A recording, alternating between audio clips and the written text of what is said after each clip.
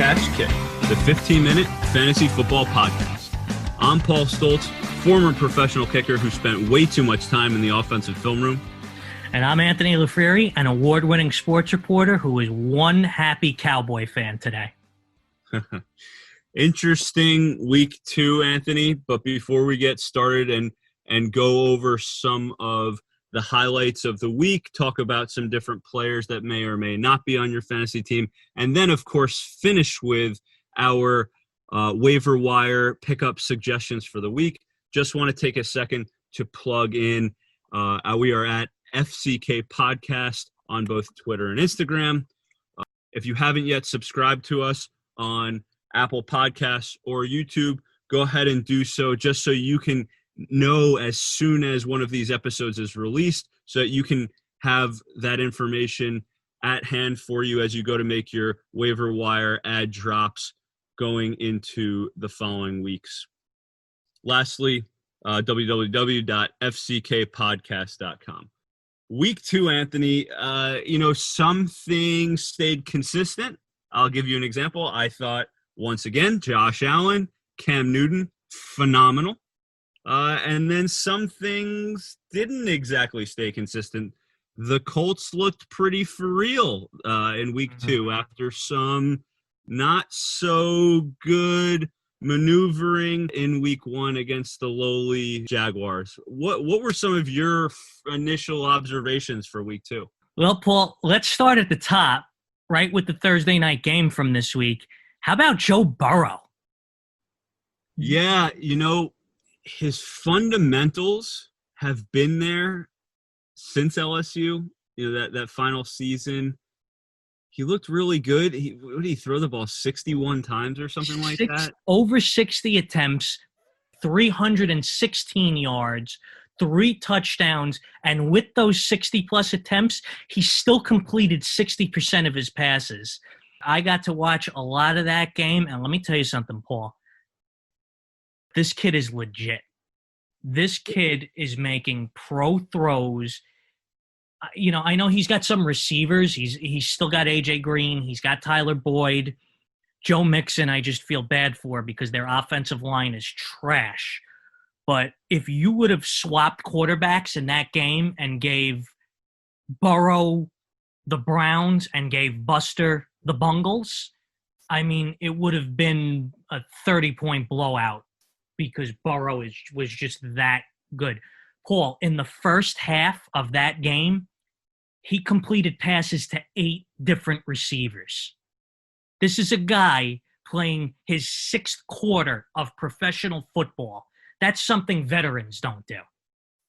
He is going to be, by the end of this season, a top 10 caliber quarterback, and by the end of next year, I think he's going to be top 5. I'm a big, big Burrow believer now. Yeah, but Joe Burrow is the poster child for the modern quarterback, a guy who's got good legs, good footwork, can make some plays out in space. And most importantly, he doesn't really make bad mistakes, which is what most rookie quarterbacks do. You kind of expect him to throw a few picks and make some really bad decisions. He doesn't do that. So my observation this week, I kind of had it last week, but I wasn't so certain. Tom Brady's done. Let me be the first to say this publicly. He's done, Anthony. Out of his 23 completions, 12 were to running backs. And looking at a little bit of the film, it's not because his receivers weren't open. Justin Watson was open a few times. Scotty Miller was open a few times. O.J. Howard was open a few times.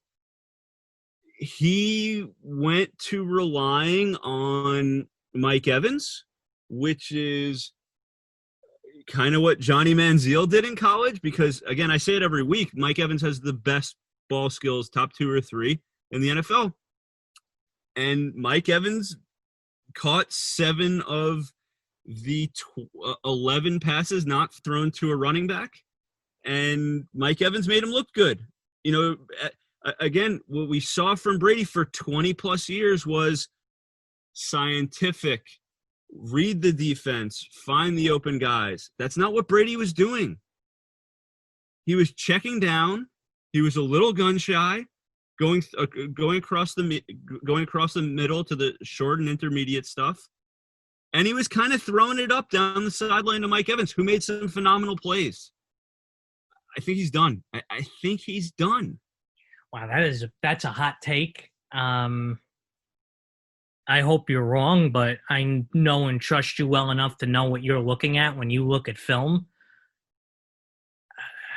I feel like we got to give him another couple of weeks, but, maybe we'll be coming back week 4, week 5, week 6 saying, yeah, Paul, you called it first. It could be over for the GOAT. The only person on that field that looks worse than Tom Brady is Rob Gronkowski. And I got to give you credit. I actually laughed at you on the podcast when we did our tight end episode.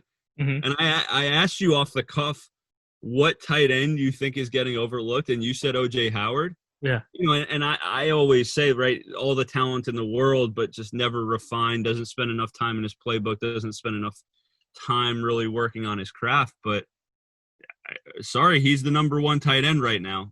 Gronkowski's barely doing anything. He had 1 target yesterday. Just real quick to all the listeners, if you did draft Gronk and you wanted to take that shot, but you're looking for a tight end on the waiver wire right now, there are some really good ones to pick up, right? Jonnu Smith had a really good week this week. Mike Gesicki had a good week this week, and people have been touting him for a while. Hayden Hurst, we've been touting for a long time. Tyler Higbee, they're probably not on the waiver wire, though. TJ Hawkinson, Noah Fant. There's some good – I would even go back all the way back to Chris Herndon, who really is a number one option now that Denzel Mims and Crowder and Perriman are going to be out probably next week. So there's a lot of safety blankets that you can come up with at tight end there. Another thing I'd like to get into, and I'm not exactly going to admit I'm wrong yet, but Gardner Minshew may not be complete trash. Oh, come on. Well, he's just one of those guys that it's ugly, but he's somehow doing it. Dude, he had a pretty decent day yesterday. He had 3 touchdowns. Yes, he had 2 of them in garbage time, but listen, through 2 games, he's averaging 256 yards, 3 scores, and a pick a game. And next week, he gets Miami, and they're all banged up.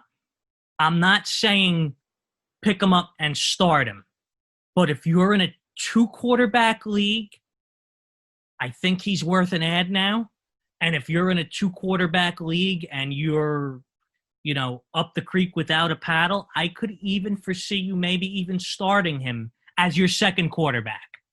No more than that. Look, I can't deny the fantasy production he's put up the last couple of weeks. If you played him, you started him, you're on the mustache hype train. Look, congratulations. That's great. But, Anthony, I always say that talent prevails. Absolutely. Right? They're going to figure him out. He's going to come back down to earth. I have no doubt about it. But, again, if you started him, if you need a filler in a 2 QB league, go for it. But Miami's a good matchup. Yeah, but Miami's a good matchup next year. Beyond that, I don't know. But for 1 week, I wouldn't laugh in your face to say Gardner Minshew is going to play for me. Fair enough.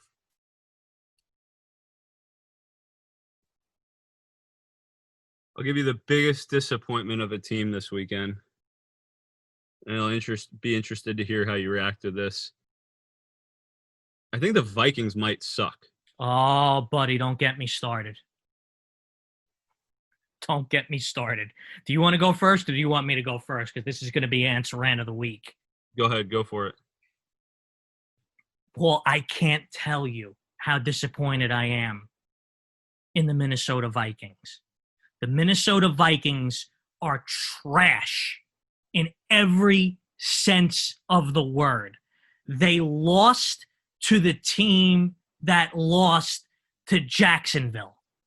I know you say they have the personnel, but, Rivers, he didn't beat them down the field yesterday. It was a lot of dinking and dunking. How do you get – Paul, How do you get away from Dalvin Cook? You feed Dalvin Cook early. It's working. You're getting yards. You're not even down by a lot for most of the game. But after like the first half of the first quarter, they seem to forget Dalvin Cook was on the team. How do you – and another thing, the defense is supposed to be so vaunted. They traded for the defensive end from Jacksonville. I'm hearing, oh, they're going to be so good. They're going to be so good. They let the Colts pick them apart. Yeah, look, they are lost without Kevin Stefanski. They're lost without him. Oh, it was horrible. But even their defense was garbage. I drafted their defense, and I was like, oh, man, this could be a great sleeper defense. They're garbage, too. I'm dropping them this week. I'm going back to streaming. I didn't think I'd have to do it. They're terrible. First week, I gave them the benefit of the doubt. Aaron Rodgers had a lot to prove. They made Phillip Rivers look like young Phillip Rivers. I mean, even Paris Campbell was out of the game, and they still couldn't stop the Colts. It makes no sense to me. Mike Zimmer's got to go. And Kirk Cousins, he is no more than a game manager. I don't ever want to hear anything about primetime Kirk. You know what you are, Kirk Cousins? You're Kirk Cousins with a T. You're a jabroni game manager. That's who you are. Nothing more.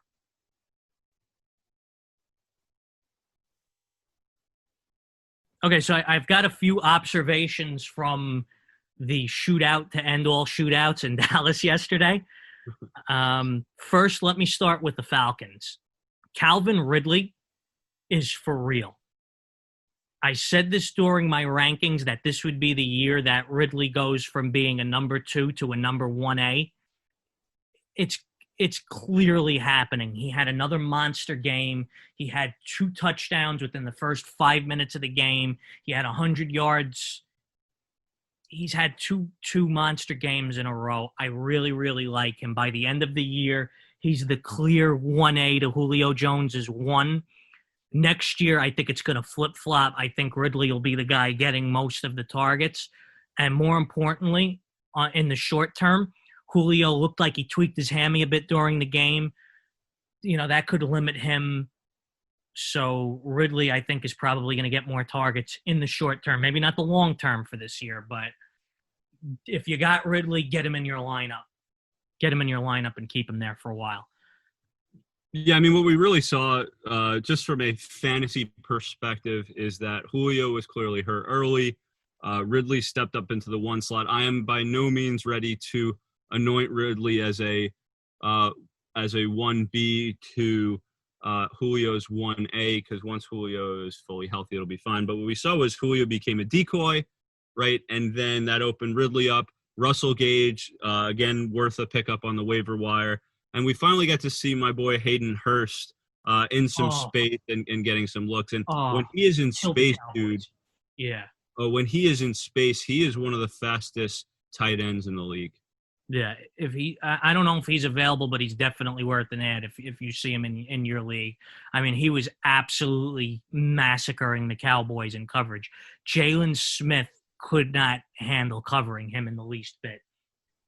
Another thing, this part I am going to give away about tight ends. If you're all looking for a tight end, he's available in just about every single league. Dude, he's available in 99.1% of leagues right now. That's Dalton Schultz. He's not going to have a game like he had yesterday because I don't expect them to get in shootouts like that. But I think he's going to be good for 4 to 6 catches a week. Maybe he weasels his way into a score. If you're in a bad tight end situation, he's definitely worth an ad, maybe even a start given the situation. Good bye week fill-in. Get him if you need depth or you need a new starter badly. Just to round up a few other headlines, Dwayne Haskins continues to look okay. Antonio Gibson looks like he's got the job there. Josh Allen, I mentioned it before, but more so than any other quarterback, it's worth saying these are not flukes. He has made the biggest improvement year over year. Denver's a mess. We've got Cortland Sutton out for the year now with a torn ACL. Jeff Driscoll doesn't excite me. I would stay away from that, and it's going to hurt Melvin Gordon in the process. Big Ben, very efficient, looks like himself. James Conner, after everybody was saying that, hey, Benny Snell and Conner are going to share carries, now all of a sudden you have Conner as the bell cow back, which Tomlin always says he's likes to do. Rounding out the headlines, you have an interesting situation in the Rams backfield now. Just monitor that throughout the week if you're an owner of Malcolm Brown or Cam Akers or potentially Darrell Henderson, who might be worth an ad. Carson Wentz, I told you, I'm a lot higher on him than you are. He's really talented. I love it.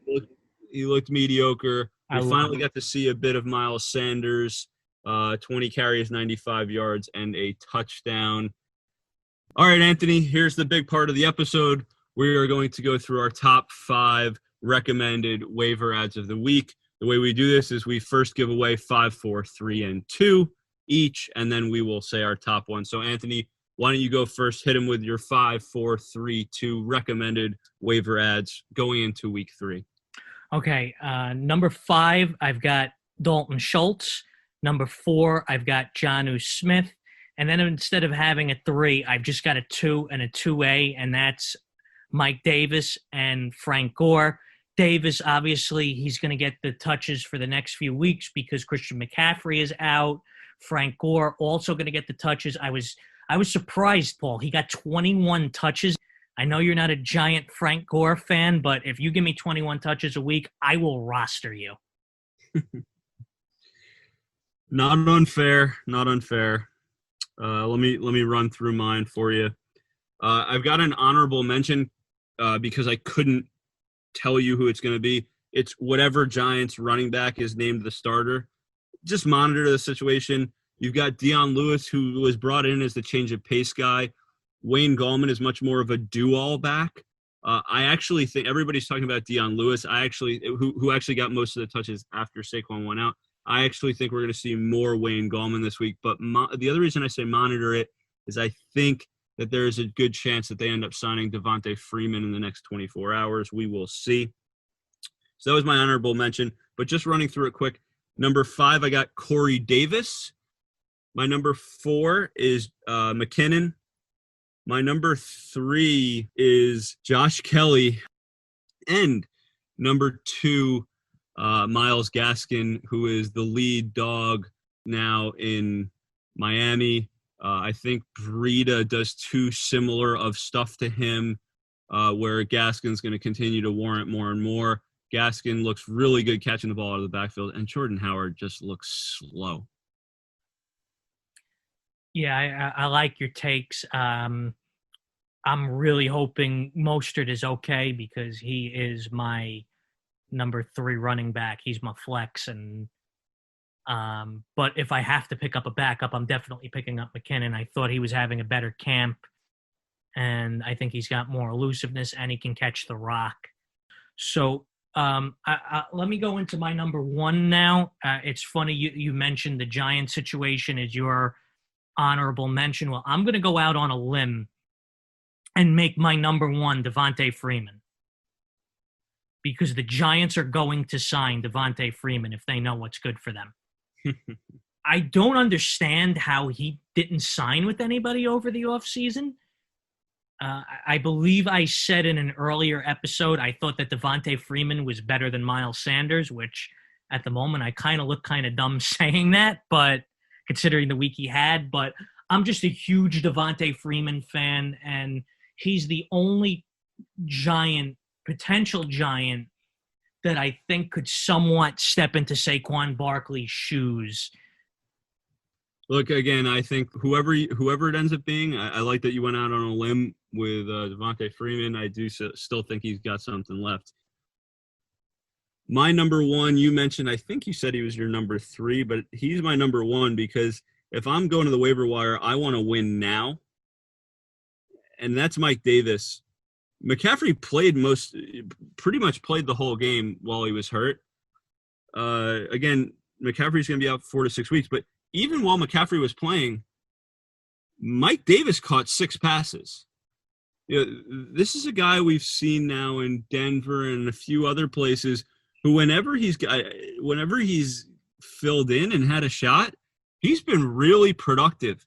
I would have no issue saying pick up Mike Davis and start him next week.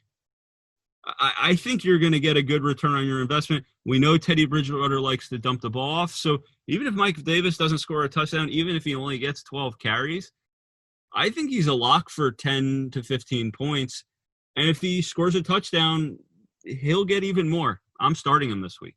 Yeah, he's absolutely 100% worth a start. I really like that idea. And again, we're hearing at the moment, I believe, 4 to 6 weeks on McCaffrey. Add him now, use him for the time being, and then cross that bridge when you get to it. Then, when he comes back, you dump him, or maybe you hold him for a couple of weeks, and as the Christian McCaffrey owners panic, you maybe try and offer him and try and get something for him.